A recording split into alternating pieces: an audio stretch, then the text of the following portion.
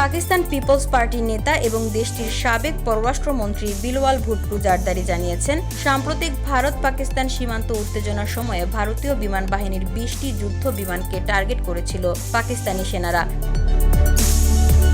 পাকিস্তানি সংবাদ মাধ্যম জিও নিউজের এক প্রতিবেদনে বলা হয়, বিলওয়াল দাবি করেছেন এই 20টি যুদ্ধ বিমানের মধ্যে 6টি গুলি করে ভূপাতিত করা হয়েছিল। তবে যুদ্ধের পথ না বেছে নিয়ে পাকিস্তান সংযম দেখিয়েছে এবং শান্তি বজায় রাখার স্বার্থে যুদ্ধ বিরতিতে সম্মত হয়েছিল। তিনি বলেন, পাকিস্তান যুদ্ধ বন্ধে প্রস্তুত ছিল শর্ত সাপেক্ষে, যার মধ্যে অন্যতম ছিল সব বিরোধপূর্ণ ইস্যু নিরপেক্ষ স্থানে আলোচনার মাধ্যমে সমাধান করা।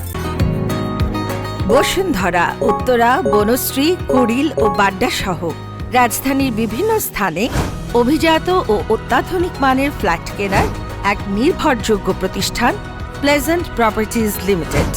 তাই আপনার স্বপ্নের আবাসনের জন্য আজই যোগাযোগ করুন।